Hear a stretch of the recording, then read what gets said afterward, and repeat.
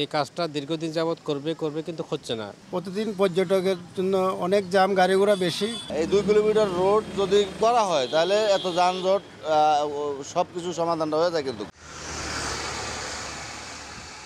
Cox's Bazar Teknaf marine drive, যার দূরত্ব দীর্ঘ ৮০ কিলোমিটার। মেরিন ড্রাইভের শুরুটা কক্সবাজার শহরের কলাতলী অংশ থেকে, কিন্তু এই শুরুর ২ কিলোমিটার অংশে নেই সড়ক, যা সাগরের ঢেউয়ের আগ্রাসনে বিলীন হয়েছে বহু আগে। গেল ২ দশক আগে সাগরের প্রবল স্রোতে বিলীন হয়ে যায় মেরিন ড্রাইভের ২ কিলোমিটার, কিন্তু সড়ক বিলীন হলেও এখনও সাগরের পাশে রয়েছে অসংখ্য স্থাপনা।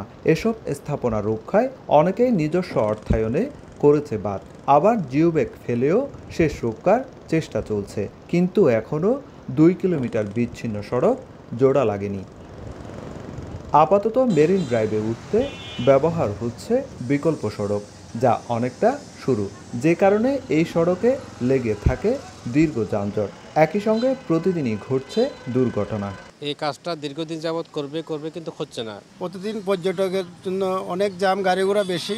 এই 2 কিলোমিটার রোড যদি করা হয় তাহলে এত যানজট সব কিছু সমাধানটা হয়ে যায়। কিন্তু কক্সবাজার টেকনাফ মেরিন ড্রাইভ, যা বঙ্গোপসাগরের পাশ দিয়ে কক্সবাজারের কলাতলী সৈকত থেকে টেকনাফ পর্যন্ত বিস্তৃত, কিন্তু মেরিন ড্রাইভের শুরুর ২ কিলোমিটার বিচ্ছিন্ন থাকায় বিপাকে পড়ছেন কক্সবাজার ভ্রমণে আসা হাজার হাজার মানুষ। পর্যটকরা যে সরু পথ দিয়ে মেরিন ড্রাইভে যাচ্ছে তাতে কিন্তু তারা কিন্তু এক ধরনের বিরক্ত, কারণ অনেক সময় এমনভাবে যানজট লেগে থাকে যেটা কিন্তু খুবই দুঃখজনক।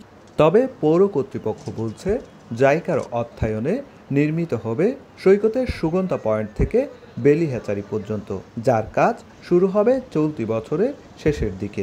জায়গা প্রজেক্ট থেকে আমরা 2টা প্রকল্প হাতে নিয়েছি। ফার্স্ট ফেজে আমরা সুগন্ধা মোড় থেকে সাইমন পর্যন্ত করব, আর দ্বিতীয় ফেজে আমরা সাইমন থেকে আপনার বেলিহ্যাচারি পর্যন্ত 4 লাইন আমরা রাস্তাটা করব। মেরিন ড্রাইভটি নির্মাণ করে বাংলাদেশ সেনাবাহিনী, যা ২০১৭ সালে ৬ মে উদ্বোধন করেন প্রধানমন্ত্রী শেখ হাসিনা। ১,০০০ কোটি টাকার দীর্ঘ মেরিন ড্রাইভ, যার ৮০ কিলোমিটারের মধ্যে ৭৮ কিলোমিটারে গাড়ির গতিবেগ থাকে ৯০ থেকে ১০০।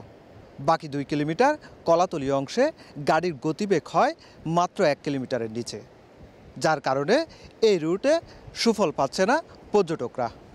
দ্রুত সময়ের মধ্যে ভাঙা ২ কিলোমিটার অংশ মেরামত করার দাবি পর্যটন সংশ্লিষ্ট ব্যবসায়ীদের। সুজাউদ্দিন রুবেল, সময় সংবাদ, কক্সবাজার।